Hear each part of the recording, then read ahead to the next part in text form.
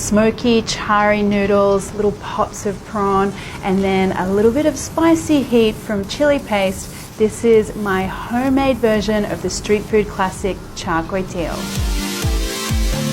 So guys, I know a lot of you are just as noodle obsessed as me, and char kway teow, can I tell you, one of my favorites. So I'm very excited today. We are going to start off with a chili paste, a homemade chili paste, and I've just got some dried red chilies here that I've had soaking in some hot water.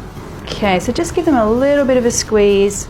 I don't need all of that liquid to come out because that liquid will actually help with the paste coming together in the blender. Okay, just a rough slice on these. Now, go in and just pour in some of that liquid as well from the chopping board if you can without making too much of a mess. And then I also want some fresh red chilies and then a couple of these little red Asian shallots. You could also use red onion as well. And then I want a decent amount of salt here. Now, let's blend that up. Okay, so you're going to need to scrape down the bowl every so often. If you have trouble with your paste catching in the blender, you can just put like a tablespoon or so of that chili soaking liquid in there and that'll help. But mine is looking pretty good, I have to say. So this is the kind of situation that you're after here. I can smell those dried chilies too. Oh, they smell spicy.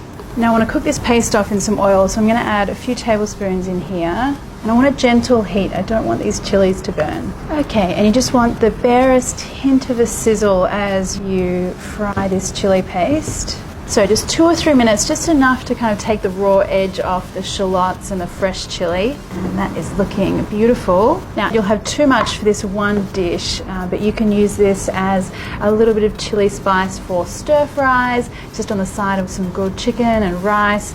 You'll find lots of uses for it. So I'm going to pop it into a jar. Oh, and I love a little bit of this on some fried eggs in the morning too. That's also good.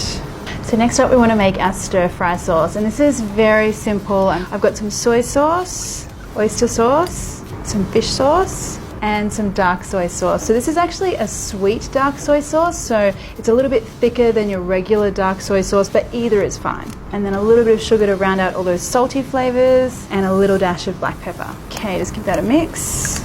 Okay, so let's talk about the noodles, and what you need here are fresh rice noodles. So you can get these from an Asian supermarket. I also have a video on my YouTube channel about how to make these from scratch at home if you're interested. And now for the proteins. So I've got some prawns here, I've got some sliced fish cakes, so these guys you can find in the fridge section of an Asian grocer as well. And then this is Chinese sausage or lapchong, and it's a pink color. It'll come in a vacuum sealed pack, and I've just sliced these. I love these. They have a beautiful sweet porky pop of goodness when they're stir fried.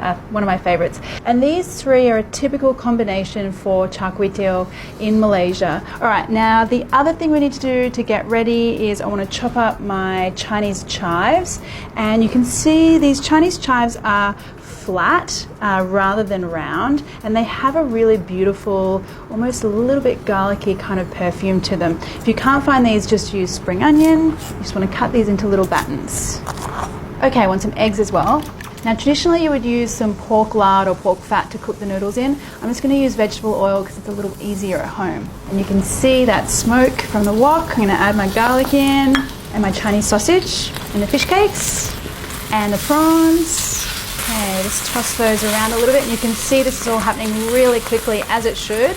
Getting a nice char on some of these ingredients. And now in with a teaspoon or 2 of this chili paste. These chilies are hot, so I know this is going to be a little spicy. Totally up to you how much you want to add. Okay, now move everything to the side. I want to make a little space here for my egg. I'm going to add a little bit more oil in with my egg. I'll spread that egg out. Okay, now toss everything together. Now I want to add in my noodles and the stir fry sauce. Now just keep mixing everything through here until all of those noodles are beautifully stained with that sauce, just starting to char and catch on the edges.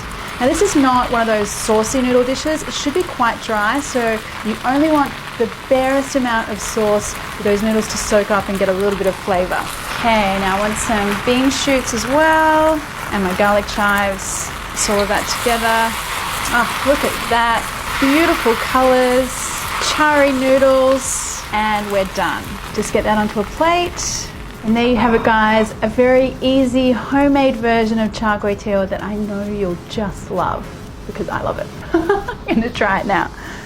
Fresh rice noodles would have to be one of my favorite things in the world. Just a little bit of spicy, smoky noodles. This is such a great dish, guys.